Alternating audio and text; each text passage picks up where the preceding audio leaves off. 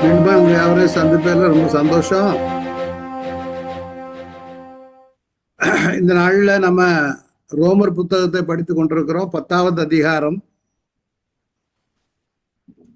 முதல் 4 வசனங்களை பார்த்து விட்டோம். இந்த நாள்ல 5வது வசனத்திலிருந்து பார்க்க போகிறோம்.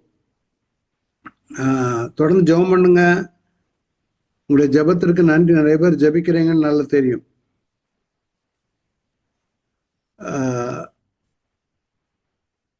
ஒரு நிமிஷம். 33வது பகுதிக்குள்ளாக வந்திருக்கிறோம். 10ஆம் அதிகாரத்தில் தான் இருந்து கொண்டிருக்கிறோம். 33வது பாகம். இன்றைக்கு 10ஆம் அதிகாரத்துல 5லிருந்து 21 வரை பார்க்கலான்னு இருக்கிறேன். விசுவாசத்துல எதுவரை முடியுமோ அது வரை எடுக்கிறேன். சரிங்களா? ரோமாபுரியாருக்கு எழுதின நிருபம் மொத்தம் 10 அதிகாரத்துல 21 வசனங்கள் இருக்கிறது. இதை நாம 4 பகுதிகளாக பிரித்திருந்தோம். வேத அறிவில்லாமல் இஸ்ரவேலின் வைராக்கியம். ஒரு மனுஷன் நீதிமானாக மாற வேண்டுமானால் கிரியை போதுமா அல்லது விசுவாசம் போதுமா? வசனத்துல வேத அறிவில்லாமல். ஏன்னா நிறைய இஸ்ரவேலர்களுக்கு ஒரு வைராக்கியம் உண்டு. நம்ம எல்லாம் பெர்ஃபெக்டா நடக்கிறோம். நிறைய கிறிஸ்தவர்களுக்கு அந்த வைராக்கியம் உண்டு. எனக்கு என்ன குறை? நான் தசமபாகம் கொடுக்குறேன், கோயிலுக்கு போகிறேன், கம்யூனியன் எடுக்கிறேன், அல்லது ஆவிக்குரிய சபைக்கு போகிறேன்.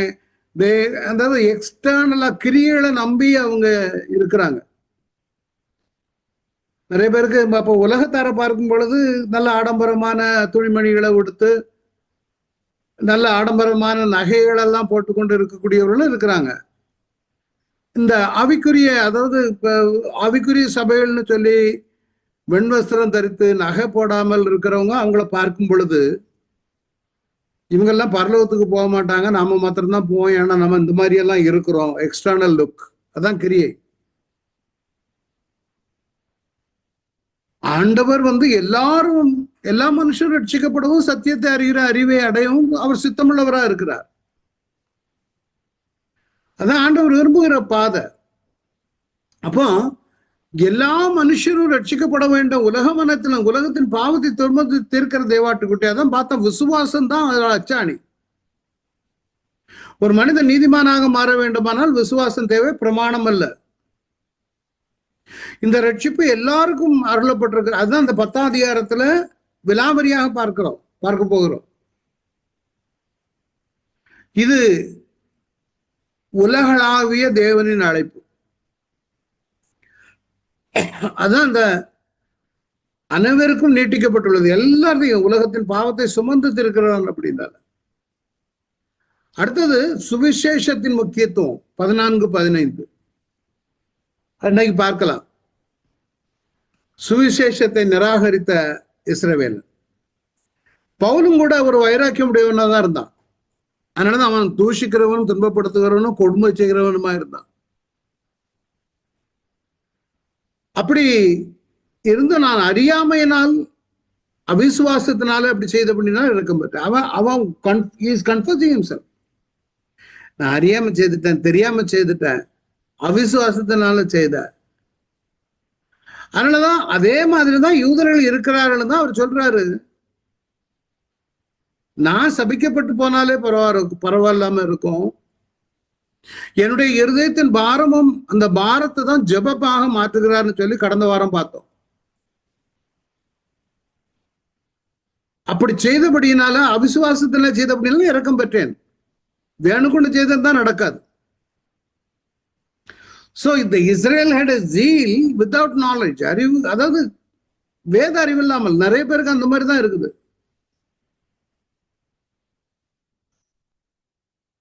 இன்னைக்கு 5வது வசனத்துல நீதிமானாக மாற வேண்டுமானால் தேவை கிரியையா விசுவாசமா அல்லது கிரியையா?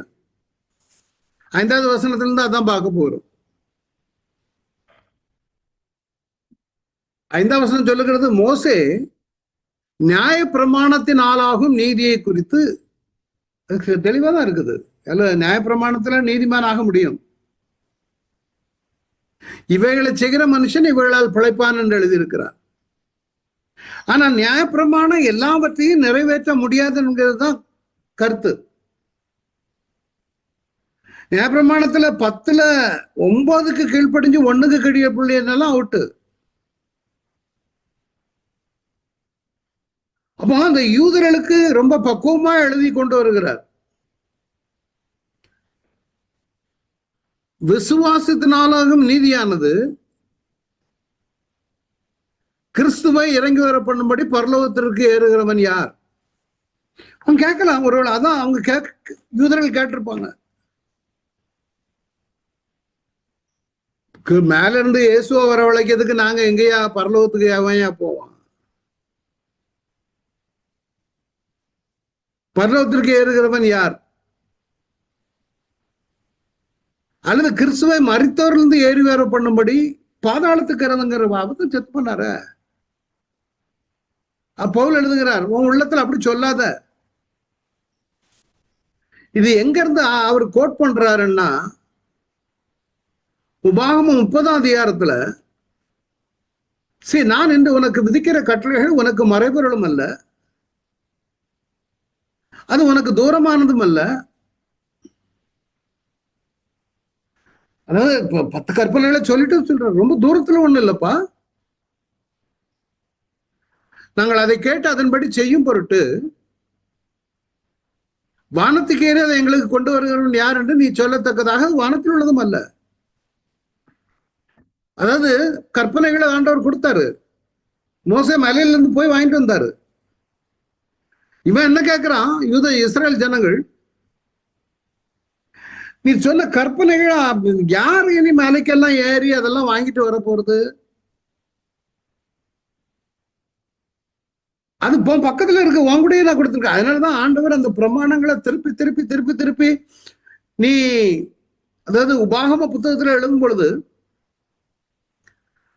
ஏபால் மலையிலிருந்து கர்சிய மலையிலிருந்து ஆசீர்வாதத்தையும் ஏபால் மலையிலிருந்து சாபத்தையும் கூறக்கடவாய். அவர் திருப்பி திருப்பி திருப்பி சொல்ற காரியம் என்னன்னா, நீங்கள் அதை அந்த வார்த்தையின்படி நடக்க வேண்டும். அந்த வார்த்தையின்படி செய்யும் பொருட்டு உன் வாயிலும் உன் இருதயத்திலும் இருப்பதாக. அதான் ஆண்டவர் விரும்புகிற ஒரு காரியம். யாரு எங்க வானத்துல போய் ஏறி அந்த வசனத்தை எல்லாம் கொண்டு வந்து நாங்க நடக்கிறதுக்கெல்லாம் முடியாது. இல்ல இல்ல இல்ல. ஆனா நமக்கு அதை விட பெரிய பாக்கியம். அவங்களுக்கு அது பிரமாணம் கல்லுல வெட்டப்பட்டிருந்தது. நமக்கு பிரமாணம் இருதயத்தில் எழுதப்பட்டிருக்கிறது. 13ஆம் வசனம் சொல்லுகிற, நாங்கள் அதை கேட்டு அதன்படி செய்யும் பொருட்டு எங்கள் நிமித்தம் சமுத்திரத்தை கடந்து அதை கொண்டு வருகிறவன் யார் என்று சொல்லத்தக்கதாக. அது சமுத்திரத்திற்கு அப்புறத்தில் உள்ளதும் அல்ல. இததான் பவுல் ரோமர் 10ஆவது அதிகாரத்துல கோட் பண்ணுகிறார். நீ அந்த வார்த்தையின்படியே செய்யும் பொருட்டு அதுக்கு அது உனக்கு மிகவும் சபையுமாய் உன் வாயிலும் உன் இருதயத்திலும் இருக்கிறது. நீங்க அதன்படி செய்யும் பொருட்டு எப்பொழுதும், அதனாலதான் கர்த்தருடைய வேதத்தில் இரவும் பகலும் தியானமா இருக்கிற மனுஷன் பாக்கியவான். உன் வாயிலும் உன் இருதயத்திலும் இது அப்படி இருந்தாதான் நம்முடைய நாவு கர்த்தருக்கு பிரியமான வகையில பக்குவப்பட்டு வந்து கொண்டிருக்கு. இல்லைன்னா அந்த நாவு நம்ம இந்த நாவினால தேவனை துதிக்கவும் செய்வோம், சபிக்கவும் செய்வோம் மனிதர்களை. ஒரே கிணற்றிலிருந்து தித்திப்பான நீரும் கசப்பான நீரும் வர முடியாது. அதான் சொல்றாரு. ஏன் அப்படி சொல்றாருன்னா, இதுலயும் கிரியைகளின்படி செய்யறவங்க இருக்காங்க. இப்ப எங்க ஊர்ல நான்லாம் மத்திய கிழக்கு நாட்டுல இருக்கும் பொழுது, வார்த்தைக்கு வார்த்தை அல்லானா கடவுள், இஸ்லாமிக் கடவுள் இல்ல, கிறிஸ்தவ அரபி மக்களும் லெபனான்லாம் கிறிஸ்டியன்ஸ் இருக்காங்க. அல்லாஹோ அக்பர் அப்படிம்பாங்க. அது அரபி வார்த்தை. கடவுள். God is great. அப்ப இந்த மத்திய கிழக்கு நாடுகள்ல நம்மெல்லாம் அதுல கிறிஸ்தவங்க கூட அதுல தோற்று போவாங்க. நாளைக்கு நீங்க வருவீங்களா? அல்ஹம்துலில்லாஹ், கடவுளுக்கு சித்தமானால் நான் வருவேன். வார்த்தைக்கு வார்த்தை அல்லாஹ்வை சேர்த்துக்கிட்டே இருப்பாங்க.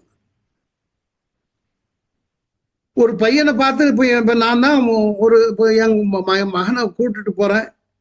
சின்ன வயசுல பார்த்த ஒரு அரபி ரொம்ப நாளைக்கு பிறகு மகனை பார்க்கும் பொழுது ரொம்ப சந்தோஷத்துல சொல்றாரு, மாஷா அல்லாஹ், உன் புள்ள இவ்வளவு தூரம் வளர்ந்துட்டானே. வார்த்தைக்கு வார்த்தை அந்த தேவனை மகிமைப்படுத்திக் கொண்டே இருப்பாங்க.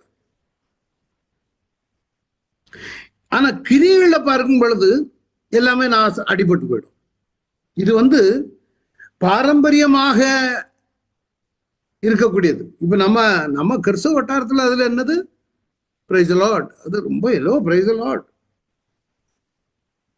அப்பதான் தூஷிச்சுக்கிட்டு அந்த நாவல தூஷிப்போம், அந்த நாவல தான் எல்லாம் பேசுவோம். அதெல்லாம் எங்கங்க பிராக்டிக்கலா முடியும்? சோ எதுக்கு ஆண்டவர் இதை கொடுத்தாருன்னா, அந்த வாழ போகிற அந்த பூமியில அவங்க சிதறி போய்விடக்கூடாது, அவர்களை கட்டுப்படுத்த வழி நடத்த. ஏன்னா யாத்ராமத்துல இருந்து அவர் விடுதலை கொடுத்தார், அப்ப பிரமாணம் கொடுக்கல. விடுதலை கொடுத்த பிறகு அவன் வாழ்க்கை பிரமாணத்தின்படி அமைய வேண்டும் என்று சொல்லி அவனுக்கு பிரமாணத்தை அதுக்கு பிறகுதான் கொடுக்கிறார். யாத்ராமத்துல 12ஆம் தேதியில வெளியே வந்து சீனா மலையில வந்த பொழுதுதான் பிரமாணம் கொடுக்கப்பட்டது. ரெடம்ஷன் தான் ஃபர்ஸ்ட், லெஜிஸ்லேஷன் செகண்ட். இங்கிலீஷ்ல சொல்லுவாங்க லெஜிஸ்லேஷன் கம்ஸ் ஆஃப்டர் ரெடம்ஷன். ரட்சிக்கப்படாத நம்ம ஊர்ல ஊர்ல உள்ளவங்கள்ட்ட போய் அவங்ககிட்ட வசனத்துக்கு நீ ஏன்டா கேள்விப்படலன்னு கேட்க முடியாது. ஆனா கிறிஸ்தவன் ரட்சிக்கப்பட்டவன்ட்ட தான் ஆண்டவர் அதை எதிர்பார்க்கிறார். அது உனக்கு மிகவும் சமீபமா உன் வாயிலும் இருதயத்தில் இருக்கிறது. இன்னைக்கு நமக்கு இருதயத்தில் இருக்கிறது. இததான் 5வது அதிகாரத்துல விசுவாசத்தினாலும் நிதிய கிறிஸ்துவை இறங்கி வர பண்ணும்படி பரலோகத்துக்கு ஏறுகிறவன் யார்? அல்லது கிறிஸ்துவை மரித்தோர்ந்து ஏறி வர பண்ணும்படிக்கு பாதாளத்துக்கு இறங்குகிறவன் யார் என்று என் உள்ளத்திலே சொல்லாதிருப்பா என்று சொல்லுகிறது. மண்டே இந்த வார்த்தை உனக்கு சமயமாய் உன் வாயில் உன் இருதயத்தில் இருக்கிறது என்று சொல்லுகிறது. இதுதான் நம்ம பார்த்தோம். இந்த வார்த்தை நாங்கள் பிரசங்கிக்கிற விசுவாசத்தின் இப்போ விசுவாசத்தை கொண்டு வருகிறார்.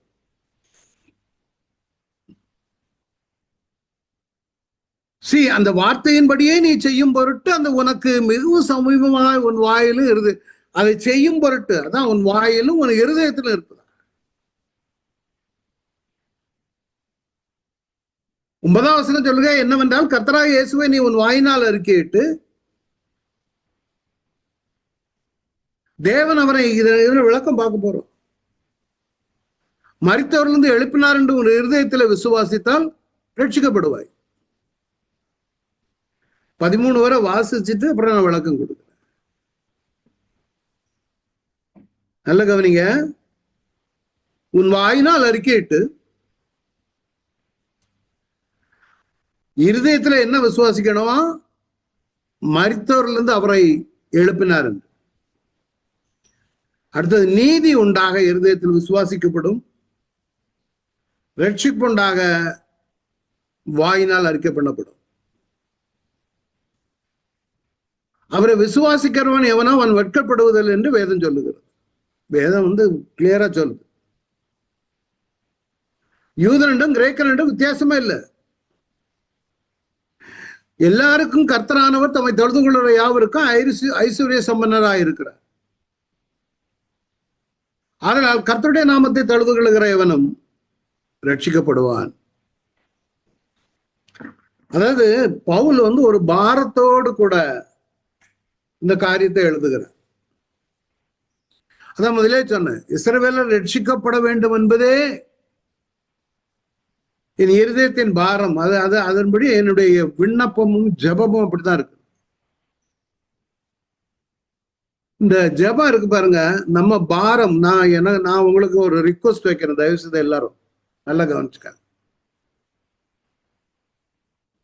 18 பேரும் இப்ப வந்திருக்கீங்க. 20, 25 அப்படி வர்றாங்கன்னு வைங்களேன். இந்த 18 பேருடைய பெயரையும் தயவு செய்து நீங்க எழுதி எடுத்துருங்க ஒரு பேப்பர்ல. அந்த பைபிள் ஸ்டடிக்கு நம்ம குரூப்ல வந்துகிட்டு இருக்கக்கூடிய 18 இனி அடுத்த வாரம் 1-2 எக்ஸ்ட்ரா வருவாங்க. இப்பவே நான் என்ன சொல்றேன், இன்னைக்கோ அடுத்த வாரமோ எழுதி வச்சிருங்க. எழுதிட்டு ஒருத்தருக்கு ஒருத்தர் ஜெபம் பண்ணுங்க அந்த பேரை சொல்லி. நான் அதை செய்துகிட்டு இருக்கனால உங்ககிட்ட நான் கேட்கிறேன். உங்களுக்கு தெரியாத அநேகர் பல பிரச்சனைகளோட கடந்து சென்று கொண்டு இருக்கிறாங்க. இப்ப இந்த பைபிள் ஸ்டடியில ஏதோ நம்ம வாரந்தோறும் உட்கார்ந்து கதை கேட்கிற மாதிரி கேட்டு போறது இல்லை. You have to get involved. நீங்க ஜெபம் பண்ணணும். இருதயத்தின் பாரம் அவருக்கு யாருக்கு என்ன பிரச்சனையோ தெரியாது. அதெல்லாம் நான் இப்போ லிஸ்ட் போட்டு உங்களுக்கு நான் அது என்னுடைய அழைப்பு வித்தியாசமா மாறிடும். அப்படி நான் கொண்டு வர விரும்பல. But I want you to pray. நிறைய பேர் நல்லா இருக்காங்க தெரியுமா, பலவீனமா இருந்தவங்க எல்லாம். அதனால தயவு செய்து பேர்களை எழுதி, நிறைய பேர் இருக்காங்க இதுல, எல்லாருடைய பேர்களையும் ஒரு பேப்பர்ல பார்த்து எழுதி வச்சுக்காங்க. இப்பவே உங்களுடைய அன்றாட ஜெபத்துல இந்த பேரை ஒரு நாளைக்கு ஒரு முறை சொல்லி ஜெபம் பண்ணீங்கன்னா உண்மையிலே நிறைய பேர் இல்லப்பா நிறைய பேர் இதுல இருக்கிறாங்க. தயவுசெய்து ஜெபம் பண்ணுங்க. தேங்க்யூ. அப்போ நம்ம விஷயத்துக்கு வருவானி. ரட்சிப்புக்கு ரொம்ப பெரிய ரட்சிப்பின் எளிய பாதைன்னு ஒரு ஸ்லைட் ரெடி பண்ணி இருக்கிறேன். கேள்வி கேட்காத. யார் கிறிஸ்துவை பரலோகத்துக்கு யார் போறது, அல்லது பாதாளத்துல போய் அவரை எப்படி கொண்டு வர முடியும்? இந்த கேள்விக்கு அவசியமே கிடையாது. He is in the midst of you. He wants to reside in you. உன்னுடைய இருதயத்தில் அவர் தங்கி இருக்க வேண்டும். பவுல் தான் எழுதுகிறார், யூதர்களுக்கு எழுதுகிறார். நீ விசுவாசித்தால், விசுவாசி, அது திருப்பி திருப்பி கொடுக்கிற இதுதான். அதான் அவங்க என்ன நினைச்சிட்டு இருக்காங்க, கிரியைகள் நான் எல்லாம் பண்றேன், 10 கற்பனைகளை கை பண்றேன், எல்லாம் ஆசரிக்கிறேன். ஏன்னா அவங்க நிலைமையில இருந்து பாத்தீங்கன்னா அது உண்மைதான். ஆண்டவர் அவங்களதான் தெரிந்து கொண்டார். ஆனா அது பவுல், இன்னைக்கு நீங்களும் நான் இந்த ஸ்தானத்துல இருக்கிறோம்னா அதுக்கு முக்கிய காரணமே பவுல் தான். இதை விழாவரியா நம்மள உள்ளே கொண்டு வந்தார். நாம எப்படி சேருகிறோம். இல்லைன்னா நம்ம இதெல்லாம் எழுதாம இருந்திருந்தா நம்ம புரியாம ஒரு புறஜாதியானா உட்கார்ந்துருப்போம். ஏன்னா அவர் உலகத்தின் பாவத்தை சுமந்து தீர்க்கிற ஆட்டுக்குட்டின்னு இன்ட்ரோடியூஸ் பண்ணாங்க. நான் ஒரு இடத்துல ஒரு பைபிள் ஸ்டடி எடுக்க போயிருந்தேன். அப்ப நான் ரொம்ப பிஸி. என் மகா கல்யாண நேரத்துல அவங்க எல்லாரும் வரிஞ்சு அழைச்சாங்க, தம்பி நீங்க வாங்க ஒரு பைபிள் ஸ்டடிக்காண்டி ஒரு கூட்டம் நாங்க காத்துக்கிட்டு இருக்கோம், ரூம் ஒரு வீட்டுல நாங்க ஆயத்தமா வச்சிருக்கிறோம், லேப்டாப் எல்லாம் கொண்டு வாங்க, எங்களுக்கு எடுங்க. போன தடவை நீங்க எடுத்தது ரொம்ப சூப்பரா இருந்துச்சு, இந்த தடவை நீங்க தயவு செய்து வந்து எடுங்க. அந்த வீட்டுல உள்ளவங்க, அவங்க ஒய்ஃப் எல்லாரும் இருக்காங்க. நான் சொன்னா எனக்கு பயங்கர பேசி முடியாது. இல்ல தயவு செய்து வாங்க. ரொம்ப வருந்து அழைச்சிட்டு கூப்பிட்டு போனாங்க. இப்ப நான் அங்க போய் பைபிள் ஸ்டடி எடுத்துக்கிட்டு இருக்கேன். முதல்லயே நான் சொல்லிட்டேன் அவங்ககிட்ட, இது பைபிள் தேவனுடைய வசனம், அதை விசுவாசிக்கிறவங்களுக்கு நான் அந்த ஸ்டடியை எடுக்கிறேன். அழகாதான் இருந்தாங்க. ஒரு 5 நிமிஷம் போயிருக்காது. ஒரு ஆள் கேட்டாரு, பைபிள் தான் தேவ வசனங்கிறதுக்கு என்ன தம்பி அத்தாரிட்டி இருக்குதுன்னு. ஒரு வயசானவர். அண்ணா என்னென்ன கேள்வி கேட்கறீங்க, நான் அதை ப்ரூவ் பண்ணது இங்க வரல அப்படின்னு. தம்பி உங்களுக்கு தெரியுமா அடுத்த வார்த்தை, இந்த பவுல் தான் எல்லாத்தையும் கெடுத்துட்டான். இது யூதர்களுக்கு மதம், அவ்வளவுதான். புறஜாதிகளுக்கெல்லாம் கிடையாது. அவள் எல்லாம் இந்த சோசியல் ஒர்க்கு, வீடு கட்டி கொடுக்கறது, பணம் கொடுக்கறது, அதை நம்பிக்கிட்டு கிரியைகள்ல இருக்கிறாங்க. அவங்க எல்லாம் உண்மையில நான் சொல்லித்தரேன், சபை பேர்ல அங்கங்கே இடங்களை வாங்கி சர்ச்சு கட்டி கொடுப்பாங்க, வீடு கட்டி கொடுப்பாங்க, பணம் கொடுப்பாங்க. அடுத்த நாள் பாத்தீங்கன்னா ஒரு பெருமையா சொல்லுவாங்க, நாங்க போன வாரம் ஏழைகள் முதியோர் இல்லத்துக்கு போயிருந்தோம், இவ்வளவு பணம் கொடுத்தோம், அல்லது அதை கொடுத்தோம், இதை கொடுத்தோம், சாப்பாடு நாங்க மாசந்தோறும் போடுறோம். பவுல் கெடுத்துட்டானா? அப்படி அவரு பவுல்னாலதான் நீங்களும் நானும் இன்னைக்கு இந்த ஸ்தானத்துல உட்கார்ந்துருக்கோம். இல்லைன்னா இந்த குப்பை என்னத்துக்குன்னு நம்மளும் இங்களும் போயிருப்போம், ஒரு விவரம் இல்லாம. அதனால சொல்றாரு, நீ அறிக்கையிடு, கேள்வி கேட்காத, அறிக்கையிடு. என்ன அறிக்கை? நீதி உண்டாக இருதயத்திலே விசுவாசிக்கப்படும், ரட்சிப்புண்டாக வாயினால் அறிக்கை பண்ணப்படும். அதை விசுவாசிக்கணும். அவரை மரித்தோரிலிருந்து எழுப்பினார், அதுதான் மெயின். அவரை மரித்தோரிலிருந்து தான் எழுப்பினார் என்று நீ விசுவாசிக்கவில்லையானால், அதுக்கு கான்செப்ட் இதை சொல்லித்தர, நீயும் மரித்தவனாக தான் இருப்பாய். ஏன் காரணம்? அவரை மரித்தவரிலிருந்து எழுப்புறாருன்னா நீயும் அவரோடு கூட பழைய மனுஷன் அவரோடு மரித்து புதிய மனுஷன் அவரோடு உயர்த்தெழுந்து வருவான். அவன் தான் கிறிஸ்தவன், கிறிஸ்தவனுடைய ஆவியுடையவன். உண்மையான விசுவாசம் என்பது கிறிஸ்துவின் உயிர்த்தெழுதலில் நம்பிக்கை வைக்கும் ஒரு உள்ளார்ந்த ஒரு நம்பிக்கை. வாயினால அறிக்கையிடு, இருதயத்துல விசுவாசி, நம்பு.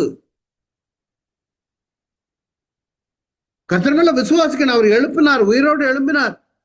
ஏன்னா வசனம் சொல்லுகிறது, அன்றைக்கு புதிய ஏற்பாட்டு விசுவாசிகள் அந்த காலத்துல இயேசு நாட்கள்ல அப்போஸ்தலர்கள் எல்லாரும் அவர் உயிரோடு வந்ததை பார்த்தாங்க. கண்டு விசுவாசிக்கிறவனை காட்டிலும் காணாமல் விசுவாசிக்கிறவனை மேலான. வேதம் என்ன சொல்லுகிறதுனா, நீ அறிக்கையிடு. அவரை விசுவாசிக்கிறவன் எவனோ அவன் வெட்கப்படுவதில் என்று வேதம் சொல்லுது. ஒரு நாள் வெட்கப்படுகிறது. அடுத்தது, இந்த ரட்சிக்கப்பட்டவன், விசுவாசிக்கிறவன் கர்த்தருடைய நாமத்தை தொழுது கொள்ளுவான்.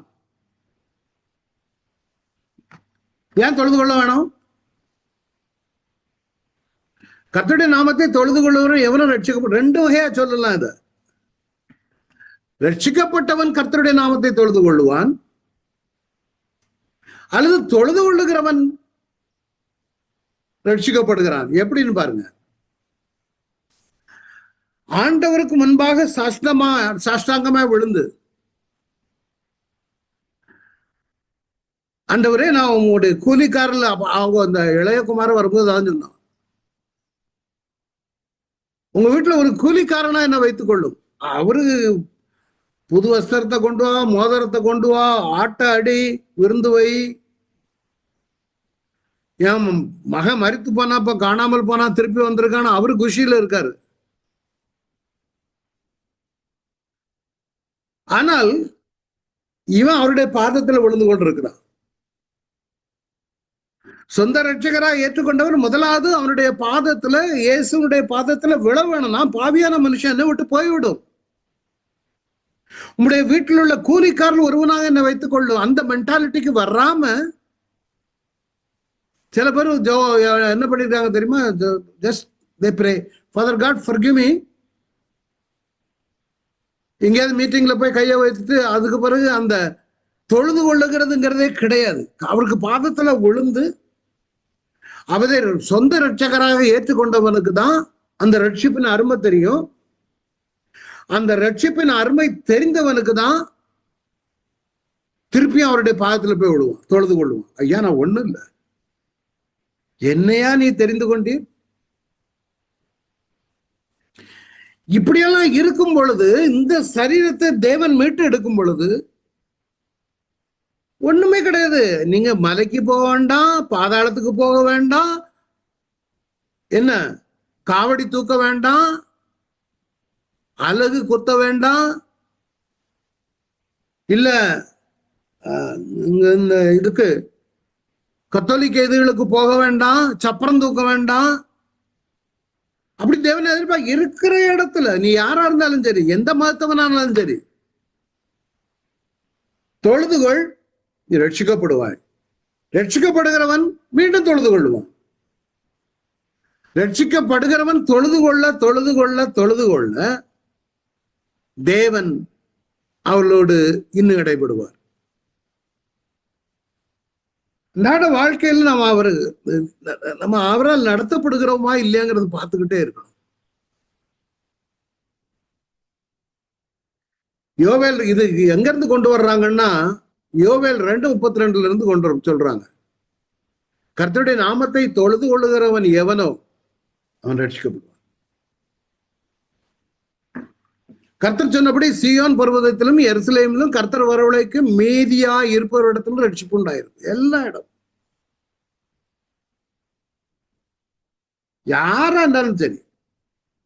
அதனாலதான் அப்போஸ்தலர்ல பேதுரு அந்த 3000 பேர் சுற்றியுள்ள 15 நாடுகள்ல இருந்து வந்திருந்தாங்க.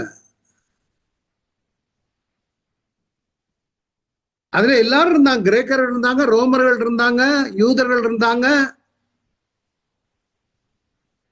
அந்த பெந்தைக்கோஸ்தல் நாள்ல எழுந்து பேதுரு பிரசங்கித்தான். பிரசிக்கும் பொழுது அவன் என்ன சொன்னான் தெரியுமா? கர்த்தருடைய நாமத்தை தொழுது கொள்ளுகிறவன் எவனோ அவன் ரட்சிக்கப்படுவான் என்று தேவன் உரைத்திருக்கிறான்.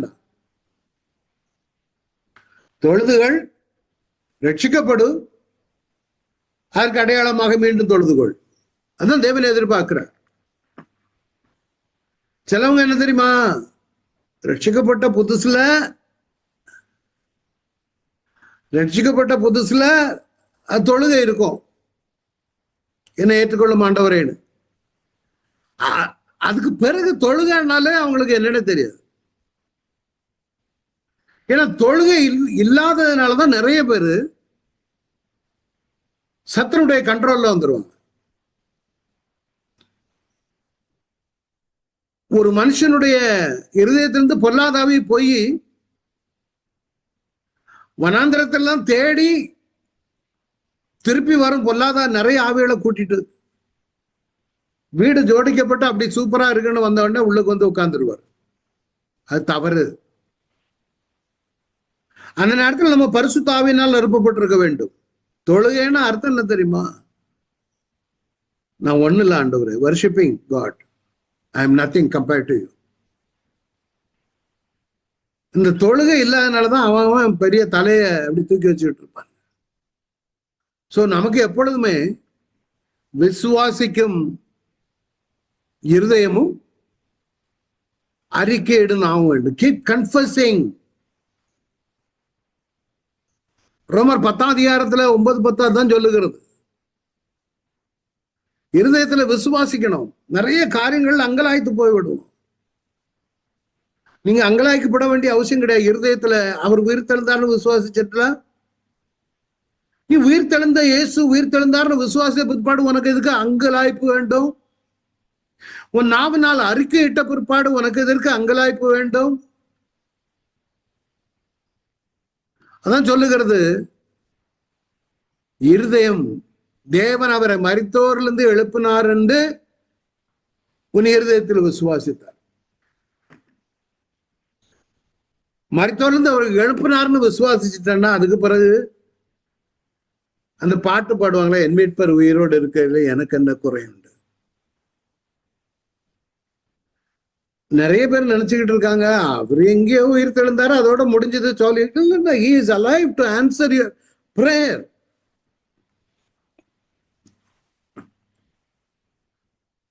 நம்முடைய இருதயத்தின் நிறைவுனாலதான் வாய் பேசும். அதான் பவுல் எழுதுகிறார், நீ ரொம்ப ஒண்ணும் போக வேண்டாம், மேல வானத்துக்கு போக வேண்டாம், பாதாளத்துக்கு போக வேண்டாம், ஜஸ்ட் கன்ஃபஸ், உன்னுடைய நாவலால் அறிக்கையிடு, விசுவாசி. அடுத்தால சொல்லுகிறார், கர்த்தராய் இயேசுவை உன் வாயினால் அறிக்கையிட்டால் நீ ரட்சிக்கப்படுவாய். இந்த ரெண்டு ரொம்ப முக்கியம். இருதயத்துல விசுவாசிக்க வேண்டும். நீ அவர் உயிரோடு இருக்கிறாருன்னா, இப்போ சில சமயம் ஒரு இடத்துல நீங்க போறீங்க, உங்களுக்கு ஒரு ரொம்ப பயம், அங்க போறதுக்கு பயமா இருக்குது. அப்போ ஒரு போலீஸ் ஆபீசர் உங்ககிட்ட சொல்றாரு, நீ பயப்படாதப்பா வா, நான் அங்க இருக்கிறேன். அப்ப அவர் இருக்காருங்கிற நம்பிக்கையில நாம போவோம் பாருங்க. அதே மாதிரிதான் இயேசு உயிர் தெழுந்திருக்கிறார் என்ற நம்பிக்கையில உங்க பிள்ளைகளை காலேஜுக்கு அனுப்புறீங்க. நிறைய பேருக்கு அங்கலாய்ப்பு இருக்கும். என் பிள்ளை அங்க வெளிநாட்டுல போய் எப்படி படிக்குமோ, எப்படி வளருமோ, என்ன பண்ண போகுதோ. நிறைய பேருக்கு அதான் கவலை. ஏதோ நம்ம கூட போய் இருந்து பாதுகாத்தரலான்னு. நம்மளை விட சத்ரு பயங்கரமானவன். அந்த படிக்க போகிற பிள்ளைகளை இருதயத்துல கெடுத்துருவான். நீ இருதயத்தை காப்பாற்ற முடியாது. உங்க வீட்டிலேயே இருக்கக்கூடிய பிள்ளைகளை கூட உங்களால உங்க கண்ட்ரோல்ல இருக்குன்னு நினைப்பீங்க. ஆனா அது வேற ஏதோ ஒரு கண்ட்ரோலுக்குள்ள வந்துடும். அதனாலதான் பிள்ளைகளுக்கு நல்லது கெட்டதை கற்றுக் கொடுக்க வேண்டும். அவர் உயிரோடு இருக்கிறார்.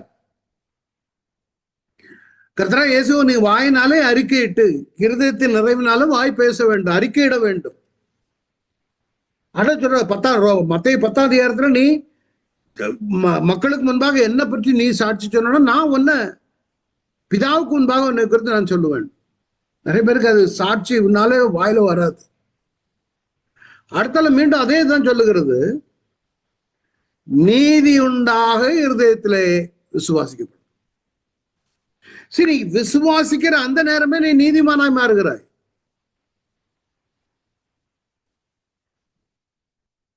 என்ன விசுவாசம்? அவர் உயிர்த்தோடு எழும்பினார், உயிரோடு இருக்கிறார். அடுத்தது நீ உன்னுடைய விசுவாசம் உன்னை நீதிமானாக மாற்றும். ஏற்கனவே பார்த்தா நீ உன்னுடைய விசுவாசம் உன்னை ரட்சிக்கும். உன்னுடைய விசுவாசம் உன்னை தொழுது கொள்ள வைக்கும். அதே மாதிரி ரட்சிப்புண்டாக வாயினாலே அறிக்கப்படும். அதுக்கும் தேவை. இது ரொம்ப முக்கியமான காரியங்களை வேளல்ல. நீதிமானாய் ரட்சிக்கப்படுவாய், நீதிமானாய் மாறுவாய். அதான் 10ஆம் அதிகாரம் 9ஆம் வசனத்தை தான் கொண்டு வந்திருக்க. கர்த்தராகிய இயேசுவை நீ உன் வாயினால இருக்கட்டு தேவன் அவரை மரித்தொழுந்து எழுப்ப. அதுதான் கம்ப்ளீட் ஆகுதான். நம்முடைய விசுவாசமும் அறிக்கையிடுதலும் ரட்சிக்கும். அதான் விசுவாசத்தினுடைய அஸ்திபாரம். இதெல்லாம் சில ஸ்லைடுகள்லாம் கொஞ்சம் இன்ட்ரெஸ்டிங்கா இருக்குங்கிறதுக்காண்டி கொண்டு வந்திருக்கு.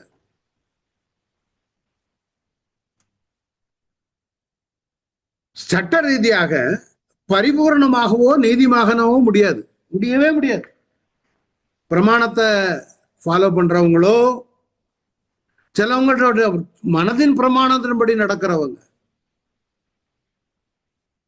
நான் யாருக்கும் எதுக்கும் செய்தது இல்லை, துன்பு எங்கேயும் நான் போனதில்லை, எம்பு தும்புக்கு போறதில்லை, நான் ஒருத்தரையும் ஒரு பூச்சி புழுவு கூட நான் இது செய்தது இல்லை. அதனால ஒரு மனுஷன் நீதிமானாகவே முடியாது. ஒன்லி திங், விசுவாசத்தினால் மாத்திரமே நீதிமானாக முடியும். அது பார்த்தோம். விசுவாசத்தினால எல்லாம் பண்ண முடியும். அடுத்தது வசனம் சொல்லுகிறது அதுதான். நம்ம எடுக்கப்படுவதில்லை. உலகம் அனைத்திற்கும் உள்ளது விசுவாசம், பேஸ்ட் ஆன் ஃபெய்த். இஸ்ரவேலருக்கு அதை தான் அடிக்கிறார் யூதர்களுக்கு. நீ ஒண்ணும் செய்ய வேண்டாப்பா, ஏன் இந்த கஷ்டப்படுற? நிறைய பேர் கிறிஸ்தவத்துல கூட இன்னைக்கு உண்டு. இதர மதங்கள்ல எல்லாம் பார்க்கும் பொழுது ரொம்ப பரிதாபமா இருக்குது. முதுகுல ஹூக்க போட்டு அப்படியே தொங்கிட்டே வர்றாங்க. அதுக்குன்னு ஒரு வேனை வச்சு மேல கிரெயின் மாதிரி வச்சு 2 கம்பியை போட்டு கம்பில இருந்து தொங்குறாங்க. அது செய்து முடிக்கும் போது அவங்களுக்கு எல்லாம் ஒரு எண்ணம் என்னன்னா, நம்ம பயங்கரமா இது பண்ணிட்டோம். சில திருச்சபைகள்ல கோயிலை சுத்தி சுத்தி உருண்டு வருவாங்க. ஒரு வேண்டுதல் முடிய வேளாங்கண்ணிக்கு இது நேர்ந்துட்டு போவாங்க. இதெல்லாம் கம்ப்ளீட்டா இந்த கிரியைகள் எல்லாம் அடிக்கிற ஒரு வசனங்களை வீடல். நமக்கு வசனம் சொல்லுது, அவரை விசுவாசித்தால் தேவனுடைய மேன்மை காண்பாய். நமக்கு நம்பிக்கை தருகிறது யாருக்கு? எல்லாருக்கும், யூதர்களுக்கு மாத்திரம் அல்ல, புற ஜாதிகளுக்கும் அவைகளுக்கு பொருந்தும். அதான் கலாத்தியர்ல 24-26 விதமாக நாம் விசுவாசத்தினாலே நீதிமான்கள் ஆக்கப்படுவதற்கு. விசுவாசம் விசுவாசம் விசுவாசம். நியாயப்பிரமாணம் நம்மை கிறிஸ்தவத்தில் வழி நடத்துகிற உபாத்தியாய். உபாத்தியன்னா யாரு? உபாத்தியாயர், ஆசிரியர். விசுவாசம் வந்த பின்பு நாம் உபாத்திக்கு கீழானவர்கள் அல்லவே. பிரமாணம் உங்களை நீதிமானா மாற்றாது. பிரமாணம் உங்களை ரட்சிக்காது. நான் முன்னாடியே சொல்லி இருக்கிறேன், பிரமாணம் உங்களுடைய பாவத்தை காட்டும் கண்ணாடி. இது முன்னாடி இதை காட்டியிருக்கேன், நிறைய பேர் புதுசா இருக்கிறீங்க. பிரமாணம் பாவத்தை காட்டுகின்ற ஒரு கண்ணாடி. இது பாவம் உள்ள ஒரு மனிதன், நல்ல வளர்த்தியா, ஓரளவுக்கு வளர்த்தியா இருக்காரு. இவர் பிரமாணத்தை பார்க்கிறார். இதான் கண்ணாடி. பார்க்கும் பொழுது குறைவு தெரியுது. நானும் வளர்த்தவனாச்சும் அதுல சின்னதா தெரியுத, அந்த அளவுக்கு தான் நீ இருக்க. உன்னிடத்துல உள்ள கரைகள், பாவக்கரைகள் எவ்வளவுன்னு காட்டுகிறது தான் பிரமாணம். நீ சரியா தவறான்னு காட்டுகிறது தான் பிரமாணமே தவிர உன்னை தேவனுக்கு நேராக நல்லவனாய் மாற்றுகிறது பிரமாணம் அல்ல. அதுபடி செய்கிறவன் செய்ய முடியாது. அதனாலதான் பிரமாணத்தின்படி நம்ம சாட்சியா யாரும் இருக்கலையே. ஏன் இயேசு கிறிஸ்துவை கொலை செய்தாங்க? பிரதான ஆசாரியர்களாக்கும் கொலை செய்தவங்க. பிரமாணத்தை கை கொண்டவங்க தானே. ஏன் தேவாலயத்தை கள்ளர் கோயிலா மாற்றினாங்க? இது பிரமாணங்கிறது உங்களை காட்டும். நம்ம இப்போ ஒரு கண்ணாடியில போய் நீங்க பாக்குற முகத்தை அழுக்கா இருக்குது, இந்த கண்ணாடி உங்களை துடைக்காது. உங்க கையினாலையும் துடைக்க முடியாது. கீழே வாஷ் பேசின்ல தண்ணீர் இருக்கும், அதை எடுத்து முகத்தை கழுவணும். அதான் இயேசு கிறிஸ்துவனுடைய ரத்தம். அப்ப இந்த பிரமாணம் யூதர்களுக்கு சொல்லுகிறார், இந்த பிரமாணம் ஒரு உபாத்தி. முன்னால போது பிரமாணம், பின்னால போகிறவன் ஸ்டூடெண்ட், விசுவாசி அல்லது யூதன் வைத்துக் கொள்ளுங்கள். இவர் எங்க கூட்டிட்டு போறாருன்னா ஸ்கூலுக்கு கூட்டு போறாரு. இயேசு கிறிஸ்து அங்க இருக்காரு. அப்போ நாம் விசுவாசத்தினாலே நீதிமான்களாக்கப்படும். என்ன இப்ப பாருங்க, நான் விசுவாசத்தை சொன்னேன், நீ விசுவாசித்தால் நீதிமானாக்கப்படுவாய்னு பார்த்தோம். அதான் கலாத்தியர்ல அவர் எழுதும்போது எழுதுறார், இவ்விதமாய் நீ விசுவாசத்தினாலே, பிரமாணம் சொல்லும், நியாயப்பிரமாணம் சொல்லுது, நீ போ, அவர் வருவார், உன்னை பேர் ஒரு தீர்க்கதரிசி எழுப்புவேன் அப்படின்னு அந்த வாத்தியார் என்ன சொல்லுவாரு இந்த பையன்கிட்ட. இப்படி ஃபார் எக்ஸாம்பிள் இமேஜின், ஆசிரியர் என்ன சொல்றாரு, டே என் கூட வா. இவன் இந்த சின்ன பையன் வாத்தியார்ட்ட போய் கேட்கான், சார் நான் கண்ணாடியில பார்த்தேன், என்ன பார்த்தா நான் வளர்த்தியா இருக்கேன், அதுல சின்னதா காட்டுது, குறைகள்லாம் காட்டுது, என்ன செய்யலாம்? நான் நீதிமானா மாற்ற விரும்புகிறேன்னு. அப்ப மிஸ்டர் பிரமாணம் என்ற ஆசிரியர் சொல்றார், நீ ஏன் கூட வா. இவரை யார்கிட்ட கூட்டு போறாரு? இயேசு கிறிஸ்துவை கூட்டு போறாரு. அவர்கிட்ட நீ நம்பிக்கை வை, அவருடைய மரணத்திலும் உயிர்த்தெழுதலின் நம்பிக்கை வை, அவர் அவரை உயிரோடு எழுப்பினார் நம்பிக்கை வை. பிதா, நீ நீதிமானாய் மாறுவாய், நீ ரட்சிக்கப்படுவாய். அவரை நம்பிக்கை வை, உன் வாயினால் அறிக்கையிடு, அப்பொழுது நீ நீதிமானா மாறுவார். அதுதான் கலாத்தியர் 3:24-25 சொல்றார். இவ்விதமாக நாம் விசுவாசத்தினாலே நீதிமான்கள் ஆக்கப்படுவதற்கு நியாயப்பிரமாணம் நம்மை கிறிஸ்துவனிடத்தில் வழி நடத்துகிற உபாத்தியாயை இருக்கிறது. இவர் கிறிஸ்துவுக்கு நேராக நடத்துகிறார். என்ன சொல்லி பையனை கூட்டு போறாரு? பாப்பா, என்னை பார்த்து உனக்கு தெரியுதல்ல எவ்வளவு குறைகள் இருக்குதுன்னு. நான் காட்ட போற ஒரு நபர் இடத்துல அவர் மரித்து உயிர் தெழுந்தார், அவருடைய மரணத்திலும் உயிர் தெழுதலும் நம்பிக்கை வை. அப்பொழுது நீ நீதிமானாய் மாறுவாய், வாயினால் அறிக்கையிடு உன்னுடைய ரட்சிப்பை குறித்து.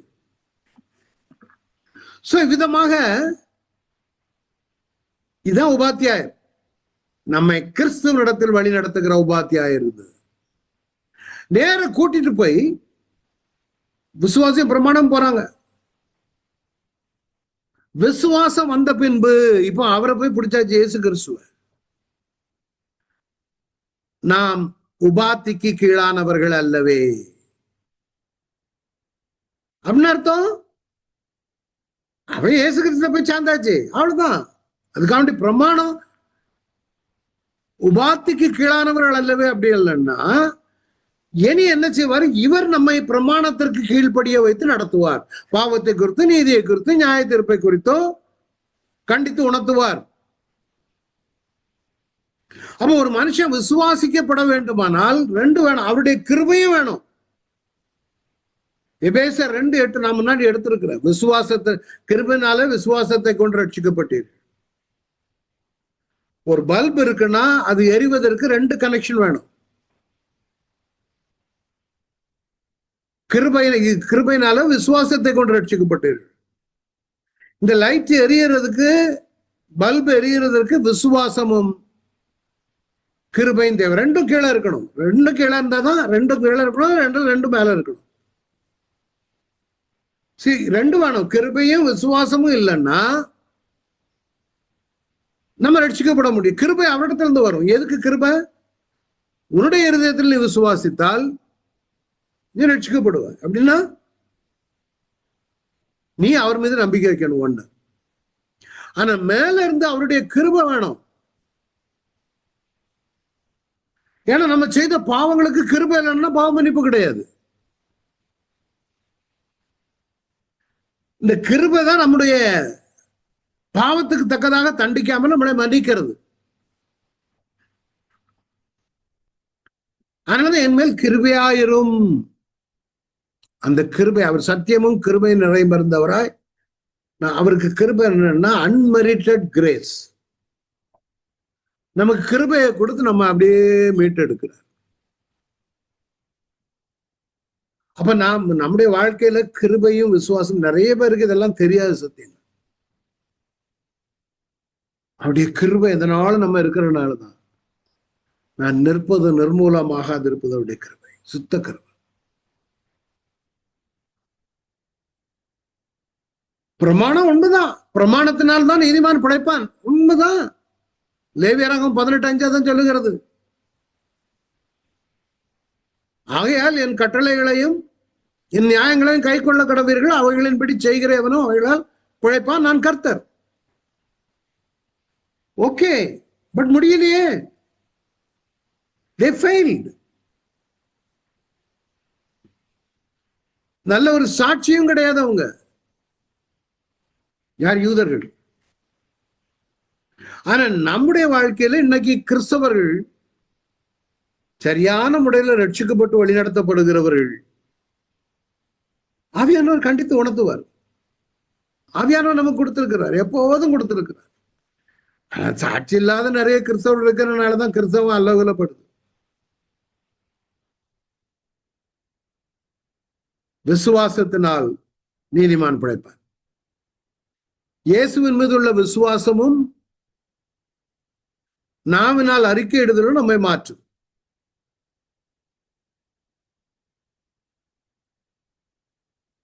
இது விசுவாசத்தின் இந்த ரட்சிப்புக்கு அநேக படிகள் இருக்கிறது. ரட்சிப்பின் படிகள்னு ஒண்ணு கொண்டு வந்திருக்கிறேன். உங்களுக்கு புரிவதற்காக. இதெல்லாம் டைம் கன்சியூமிங் ஒர்க். ரட்சிப்பின் படிகள்னு ஒரு டைட்டில் கொண்டு வந்திருக்கிறேன். நற்செய்தி அறிவிக்கப்பட வேண்டும். முதலாவது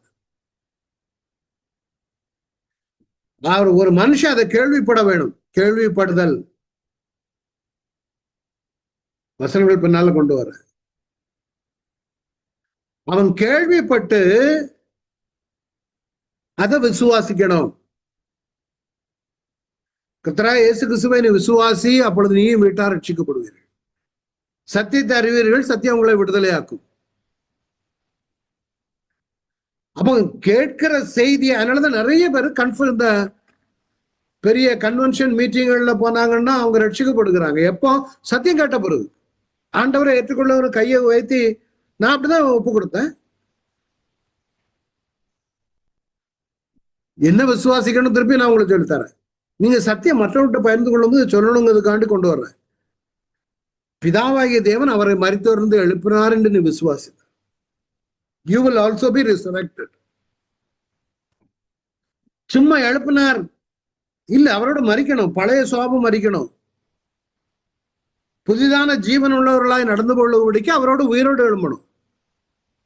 நான் சொல்றது சும்மா கர்த்தரை விசுவாசி, எல்லாரும் விசுவாசிக்கிறவர்களா கையை வைத்துங்க. ஆனா அவங்களுக்கு தெரியாது விசுவாசத்துல நடக்கிறது என்ன. இயேசு எனக்காக மரித்தார், உயிர் தெழுந்தார்னு விசுவாசிக்கணும். அப்பதான் நீயும் பழைய சுவாபம் மறித்து புதிய சுவாபத்துல புதிய மனுஷனா இருக்க நீ அவரோட உயிர் தெழுந்து வருவாய். இதுதான் ஒரு படி மேல போக முடியும். சத்தியத்தை கேட்டுட்டு கன்வென்ஷன்ல கையை வைத்துட்டு அங்கேயே நிற்பான். அதுல பிரயோஜனம் கிடையாது. அடுத்தது ஒரு முக்கியமான படி மனம் திரும்புதல். நிறைய பேர் விசுவாசிப்பாங்க, பழைய சுவாபம் இருக்கு பாருங்க, பழைய சுவாபம் அப்படி டிட்டோ 100% அப்படியே இருக்கும். பழைய பேச்சு, பழைய கெட்ட வார்த்தை, பழைய நடத்தைகள், பழையபடி சிந்தனை. ஏன்னா அவனுக்குள்ளாக உயிர் தெழுந்த இயேசு இருக்க மாட்டான். நிறைய இடங்கள்ல சரியான ஆழமான ஆரோக்கியமான இதுகள் போகாததுனால எனக்கு தெரிஞ்ச ஒரு நல்ல ஊழியக்கார் இருக்குது, ரொம்ப சங்கடம். நல்ல ஊழியெல்லாம் பண்ணாரு. கடைசி ரொம்ப நாளைக்கு பிறகு நான் அவரை பத்தி கேட்டேன், எங்க இருக்காரு அப்படின்னு. அவர் பலசரக்கு கடையில மசாலா மடிச்சு கொடுத்துருங்க, ஊழியம் அதெல்லாம் போச்சுங்க, தவறா நடந்துட்டாரு. ஏன்? சரியான மனம் திரும்புதல் இல்லை, அவரோட மரணத்துல அடக்கம் பண்ணப்படல. விசுவாசித்தா மாத்திரம் பத்தாது, தங்களுடைய பாவங்களை அறிக்கையிட்டு. சில பேர் அறிக்கையிட மாட்டான், கையை தண்ணிக்கு மேல வச்சிட்டு இருக்க மாதிரி. இதெல்லாம் புரியாம தான் நிறைய பேர், பிள்ளைகளுக்கே தெரியாது, நிறைய ஞானஸ்நானம் எடுத்துட்டு வந்துருவாங்க. மனம் திரும்பி நாம் எல்லாரும் அறிக்கையிட வேணும், நான் இப்படி எல்லாம் இருந்தேன். அதனாலதான் ஞானஸ்நான டேங்க்ல கேட்பாங்க, ஞானஸ்நானம் கொடுக்குறவங்க என்ன நடந்துச்சு, இயேசுவை சொந்த ரட்சகராக ஏற்றுக்கோ, ஆமா. இயேசுக்கா வைராக்கியமா இருப்பாயா, ஆமேன், எல்லாம் கத்துவாங்க. அந்த ஒரு வாரம் ஞானஸ்நானம் எடுக்கிறதோட சரி, அதுக்கப்புறம் சபைக்கு வர்றது இல்லை. அதனால அவனுக்கு வளர்ச்சி இருக்காது. அறிக்கையிடுவான், அறிக்கையிட்டு அப்புறம் தான் பாஸ்டர் கேட்பார், நீ அவரை சொந்த ரட்சகராக ஏற்றுக்கொள்ளுகிறாயா? ஓகே, இயேசு கிறிஸ்து கொடுத்த கட்டளையின்படி பிதா குமாரன் பரிசுத்தாவின் நாமத்தினாலே உனக்கு ஞானஸ்நானம் கொடுக்கிறேன். அதான் ஞானஸ்நானம். இத்தனை படிகளை தாண்டி வந்து இன்னும் மேல போனோம். அதுக்கப்புறம் தான் வளர்ச்சி. சிலவங்க ஞானஸ்நானத்திலே குன்றி போயிருப்பாங்க. போதாது, இதெல்லாம் கண்ணு முன்னால அப்படி நிக்கணும். உங்களுக்கு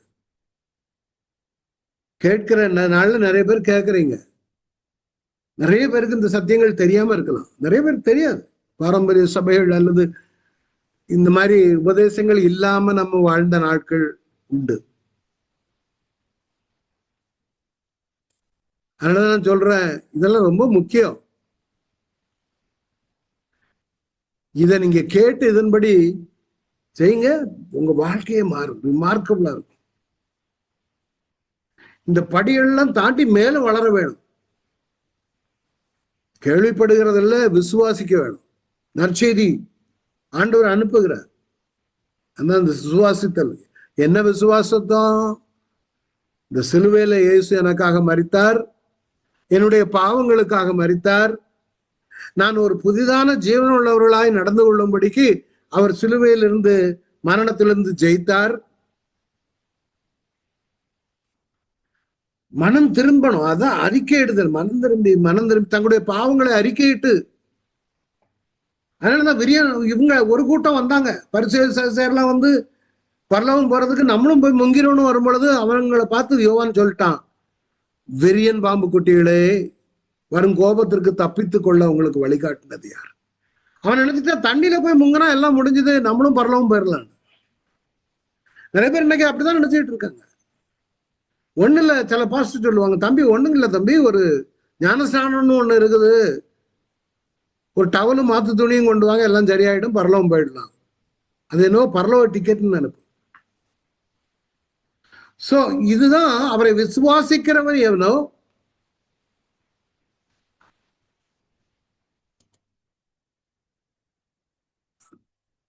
அவன் வெட்கப்படுவதில் என்று வேதம் சொல்லுகிறது. அடுத்தால பாருங்க, யூதன் என்றும் கிரேக்கன் என்றும் வித்தியாசமே இல்லை. ஏன்னா யூதர்கள் கிரேக்கர்களை மற்ற ரகமா நினைச்சுக்கிட்டு இருந்தான், தீண்டத்தகாதவர்களாக. அவங்க கூட போய் மிங்களாக மாட்டாங்க. கொர்நேலியும் ஒரு நூத்துக்கு அதிபதி. கொர்நேலியும் வீட்டுக்கு போறதுக்கு அவன் யோசிச்சான். அவன் புறஜாதியான், காரணம் அவன் கிரேக்கன். அந்த பவுல் எழுதுகிறார், யூதனு கிடையாது, கிரேக்கன்னு கிடையாது, வித்தியாசமே கிடையாது, இந்தியன்னு கிடையாது, இஸ்லாமியர்னு கிடையாது, இந்துன்னு கிடையாது, ஜெயின மதனும் கிடையாது, தம்மை தொழுது கொள்ளுகிற யாவருக்கும் ஐஸ்வர்ய சம்பன்னராய் இருக்கிறார். கர்த்தருடைய நாமத்தை தொழுது கொள்ளுகிற எவனும் ரட்சிக்கப்படும். அதான் அவருக்கு இந்த மார்க்க பேதங்களே கிடையாது. இதான் அந்த படம் போட்டிருக்கிறோம் பாருங்க. அவன் ஏழையோ இல்லையோ பாவமோ,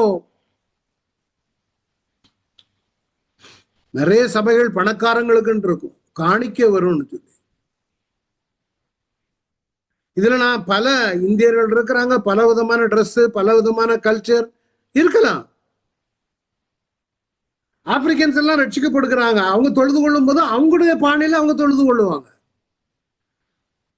அவங்க ரட்சிக்கப்படும் பொழுது பயங்கரமா இருக்குமா, அவங்கள பிடிச்சு நிறுத்த முடியாது. ஆவியின் அபிஷேகத்தினால் நிரப்பப்படும் பொழுது ஆப்பிரிக்கர்களை நிறுத்த முடியாது, அவ்வளவு பவர்ஃபுல்லா இருக்குமா. அதான் அவங்க கல்ச்சரல் ஆல்சோ மிங்கிள். சோ கர்த்தரானவர் தம்மை தொழுது கொள்கிற யாவருக்கும் ஐஸ்வர்ய சம்பன்னராய் இருக்கிறார். அதான் நம்ம ஏசாயா 28:16 பார்த்தோம். கர்த்தருடைய இதோ அஸ்திபாரமாக ஒரு கல்லை நான் சீயோனில் வைக்கிறேன், அது பரீட்சிக்கப்பட்டதும் விலையேறப்பட்டதும் திட அஸ்திபாரம் உள்ளதுமான மூளைக்கல்லா இருக்கும். விசுவாசிக்கிறவன் பதறான்.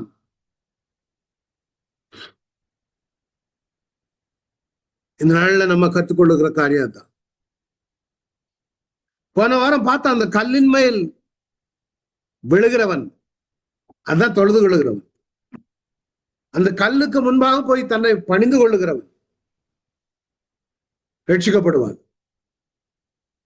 இல்ல நான் கம்பா அப்படி நிற்பேன், என்ன யாரும் இது பண்ண முடியாது, நான் அப்படியே தான் இருப்பேன் அப்படின்னா அந்த கல் ஒரு நாள்ல ஓவேல விடும், எல்லாம் நொறுக்கி போடும். நல்ல ஞாபகம் வைங்க, மேகப்படிகள் உண்டு. 2 வசனம் கூட நான் பார்த்துடலான்னு யோசிக்கிறேன். 14-15 சுவிசேஷத்தின் முக்கியத்துவம். அவரை விசுவாசியாதவர்கள் எப்படி அவரை தொழுது கொள்வார்கள்?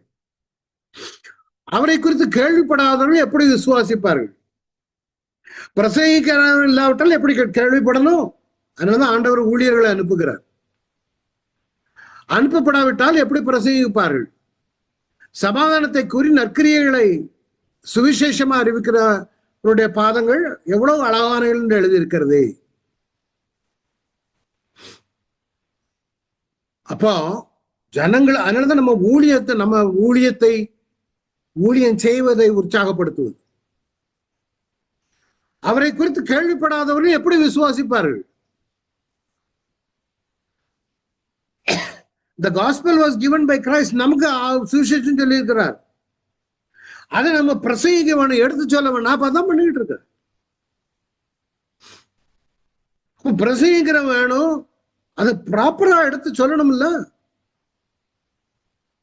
ஒரு பிரசங்கி தேவை, ஒரு பிரசங்கி அனுப்பப்பட வேண்டும், அவன் கேட்க வேணும். the gospel must be believed. அவன் விசுவாசிக்க வேணும்,